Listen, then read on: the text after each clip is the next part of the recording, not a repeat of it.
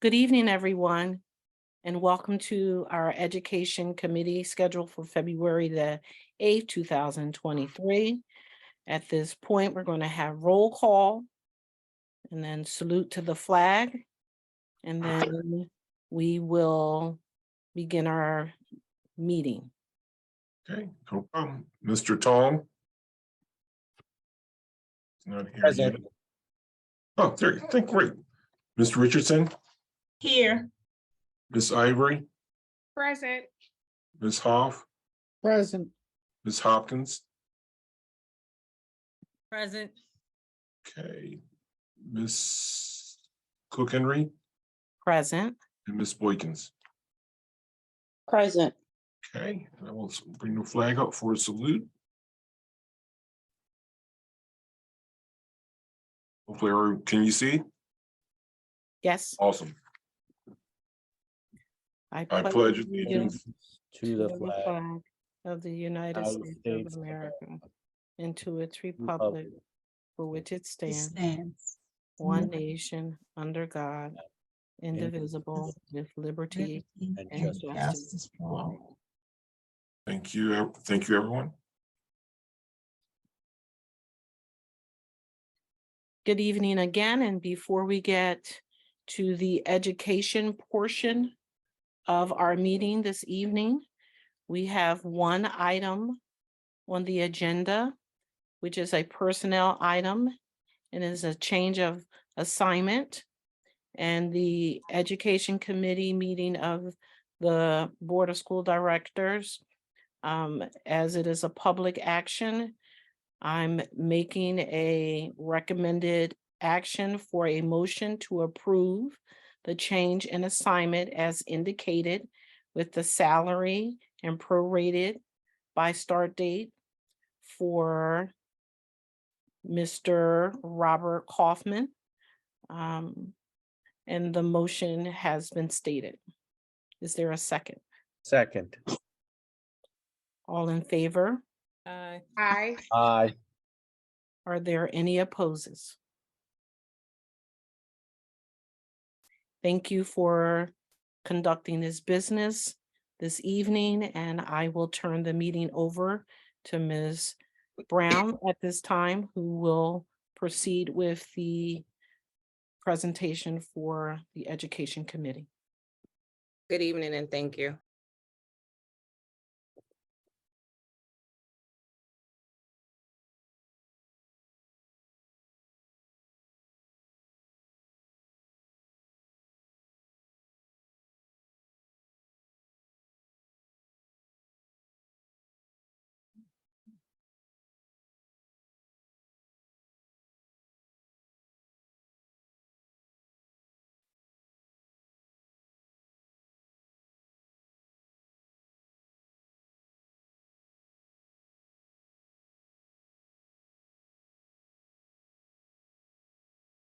So this evening, we'll be discussing our ATSI and CSI timelines as presented by Dr. Lee, who is absent, and Mr. Denenza, principal of Penwood Middle School. On January 25th, Dr. B. Coates and Principal Lee and Denenza attended the school improvement plan update planning process and session for the state of Pennsylvania. And during this time, each school took the opportunity to make adjustments to their CSI and or ATSI timelines. For Mr. Kirby, I'm sorry, are you reading this on behalf of Dr. Lee? No. Okay, I'll do that. That was for the other portion. So as you can see, the high school has been active. And so far for February, March, and April of 2023, they will form the committee for next school year and finalize the new needs assessments. An action plan draft is in place to exit out of state criteria. During the months of May through June, the school team will submit a new draft for the 23-24 school year and present it to you, the school board, during our June meeting, and then we'll submit the plan by June 30th for approval. Mr. Denenza? Yes, ma'am. Thank you. As Ms. Brown said, I had the opportunity to attend the statewide planning meeting for CSI and ATSI with Dr. Bicos and Dr. Lee late in January.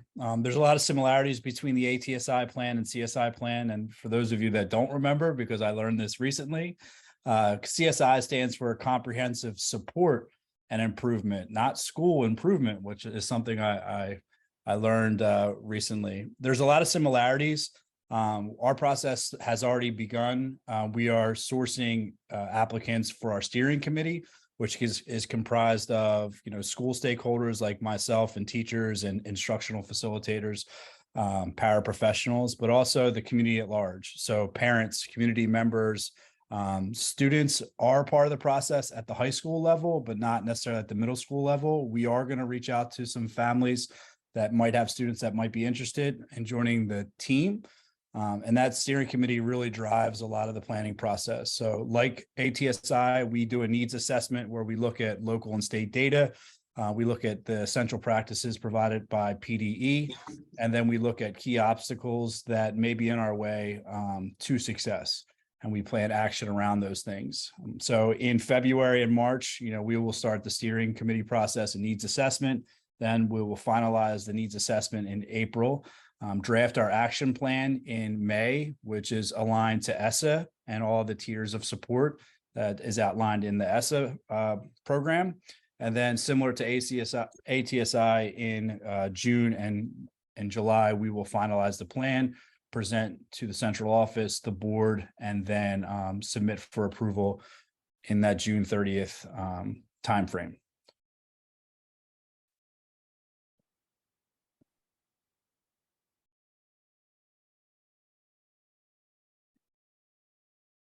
At this time, school board members, and I don't see our guests, so someone, if they could help me with that. Are there any questions? Hi, Mr. Denenza, just one question. You said you were seeking the community and parents for participation. How are you reaching out? How are you getting the word out in terms of the recruitment for this process? That's a great question, and I appreciate it, Ms. Ivory. I communicate with my family and community leaders in various ways.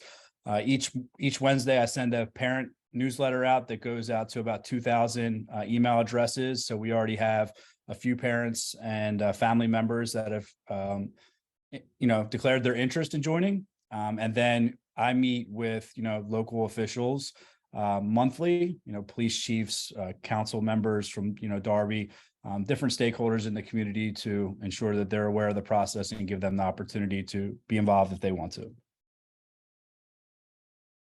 Great, thank you. Yes, ma'am.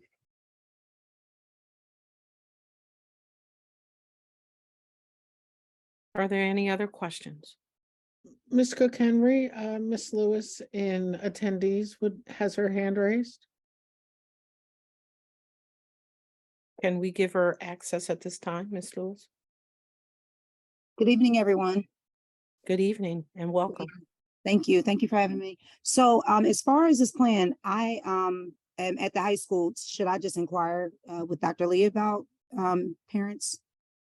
Yes, that would be most appropriate since Dr. Lee or a representative from her team is not present this evening, and I do not want to speak on her behalf for her. Excellent. Yes, ma'am. Excellent. Thank you. Thank you. To that end, could the school board director see it also as a member of community?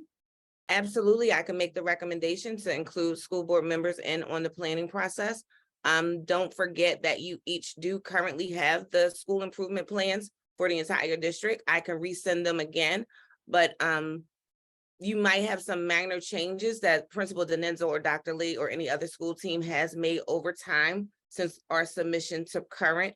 The most, I think the most observed or most looked at documents are the designation of ATSI and CSI, as their meetings are more frequently and much more monitored closely. We have a meeting next week with our team for the CSI team with the middle school from the state, and our Delaware County Intermediate Unit are partners there next Friday. So that's a meeting where we give feedback quarterly, and they're constantly looking at our plans to see where we need to make improvement and or where we're doing great. That's great. Thank you, Ms. Brown. You're more than welcome.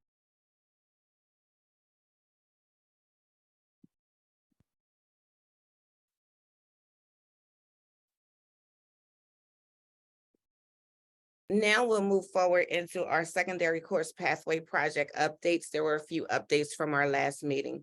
Mr. Dunn is here, as well as Mr. Curry and Principal Denenza. And at this time, Mr. Dunn and Principal Denenza and Principal Curry will take over from here. All right, good evening, everybody. We just have a couple brief updates and we can kind of click through so we can bring up all this content. I know that one of the questions last time was specifically around what is the full course description and information related to AP African American Studies. So because it's a pilot program, that information was generally available previously, but they released their final full what they call framework on February 1st. So there's a brief description of the course that's pulled from the framework, as well as a link to the full framework as well. And so I'm sorry, I actually overspoke. I was actually supposed to pass that to Mr. Curry. So if you want to add anything additional, I'm sorry, I just kind of stepped on your part. No problem. I mean, I think you pretty much explained it. To be honest, the course AP African American Studies will be at the Green Avenue campus. It won't be at the 9th grade academy. So the course description, I know that it was sort of formulated by the team at Green Avenue campus. And as Mr. Dunn mentioned, the course description is right there. I have a question. Go ahead. Mhm. Is it okay, Ms. Henry? Absolutely. Are we using the Ron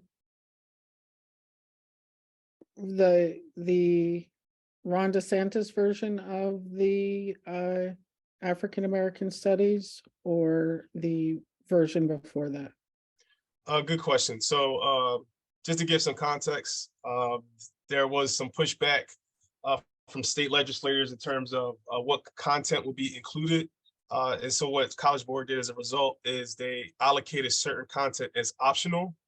So that's what Ms. Hoff is referring to. We will be, and essentially what they said is it's up to the districts to decide. We will be including the optional content that is more inclusive of the original offering from College Board. So hopefully that answers the question.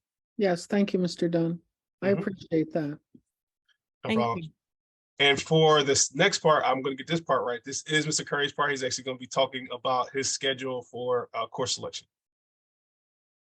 Thank you. I appreciate it. And so this year we're going to be starting a course sort of selection process for the 8th grade students coming from the 8th grade to the 9th grade. We're going to be starting March 1st with a curriculum night. We're excited to sort of have a lot of the 8th grade parents come and sort of tour the building, get to know the administrative staff at the 9th grade academy as well. So we're really excited about that. We're also planning on the PD day on March 6th. We're going to meet with counselors and special education teams to go over course selection and what offerings that we want to pick for students, and students are going to pick based off of criteria that's decided by the team. We're also going to have opportunity for the 9th grade counselors and the principal to meet with the students. We're going to go down to the 8th grade and meet with the 8th grade students as well. And ultimately, we want to make sure that we have it wrapped up and counselors enter all the electives and major courses on eSchool Plus by the end of March 31st. So the plan, I know it's a lot on the page, but the plan is to try to get it done within the month of March. We want to make sure that we're prepared for students when they arrive in August, and a lot of the time and effort will be put into making sure that we have the appropriate courses for students, and we're making sure that the placements are accurate as well. We want to make sure that we're putting students in classes that's going to support their needs, whether it's going to be the CP class, the honors courses, whether it's going to be courses that's going to be supported by special education. We want to make sure that we have those things set up for the students. And we're also having an opportunity for the rest of the school year for some changes need to be made. We have a window to be able to make those changes and support students. So when they start in September, they have a smooth transition into the building, and we're making sure we're meeting their needs overall. So I'm really excited. This is my first opportunity to go through the course selection process. I'm excited to go through it, have conversations with the 8th grade students, and welcome them to the 9th grade academy for next school year. Thank you. All right, so the next slide is the correlating schedule for the high school building, our 10 to 12 building.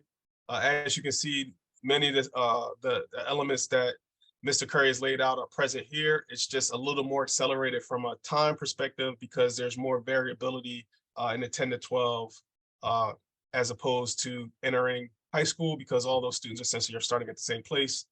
So the process is a little bit earlier, but other than that, for the most part, it still includes a curriculum night, opportunities for counselors to collaborate with students and teachers to get recommendations, as well as making sure that parents have information about the courses options that are available to them.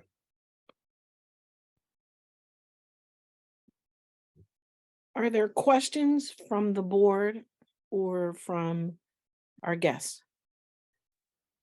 Yes, I just had a question. Can you go back to the slide with the communication? The communication slide real quick. Just had a quick question.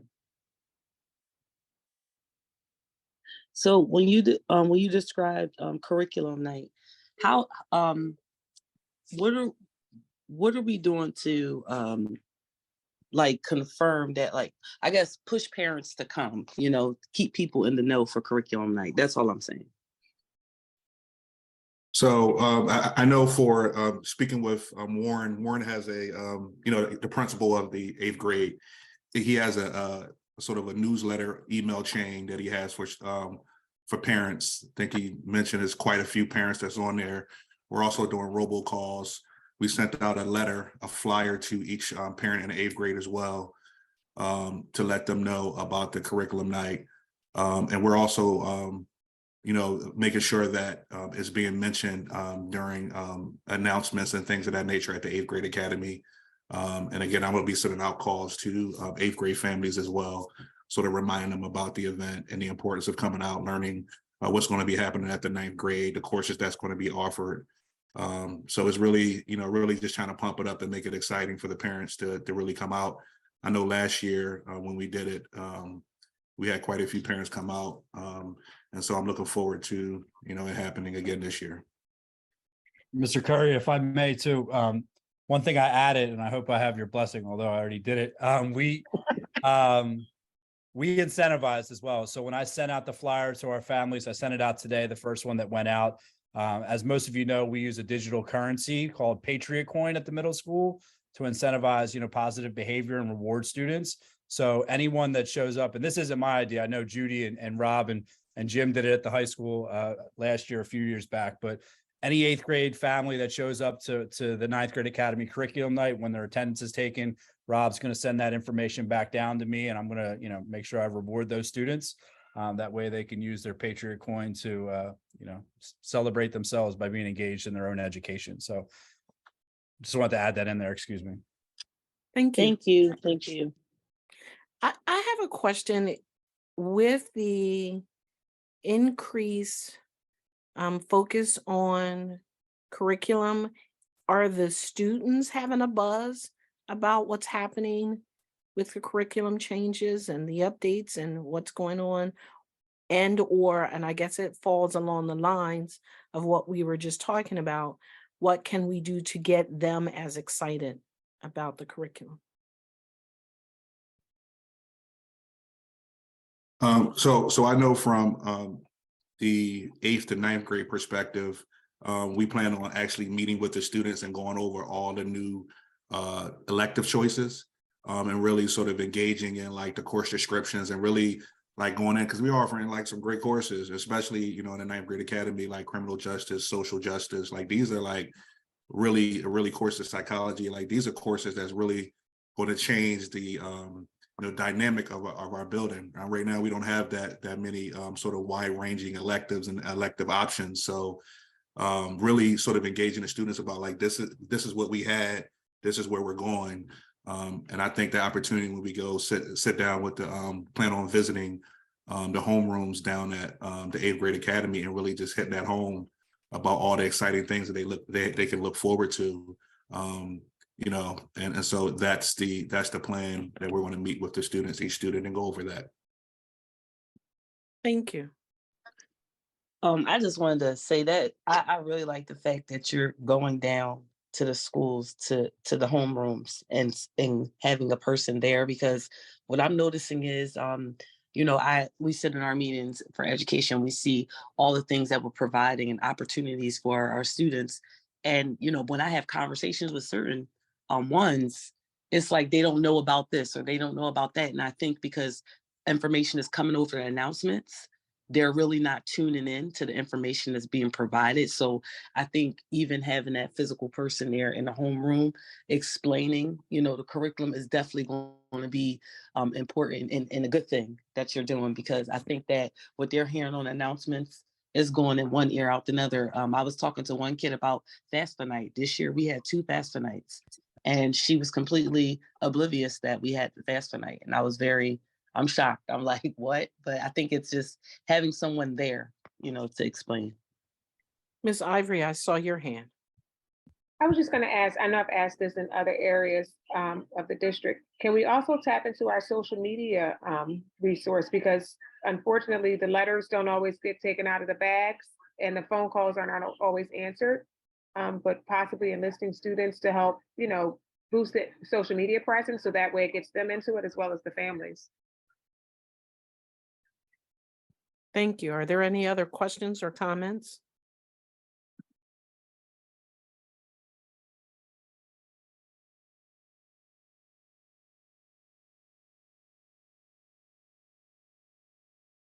Thank you. And Ms. Brown, do we have anything else to add at this point for this evening? No, that concluded our presentation for the evening. Okay. Thank everyone for coming out, and have a great evening, the rest of the evening. Thank you. Good night. Thank you for all your work.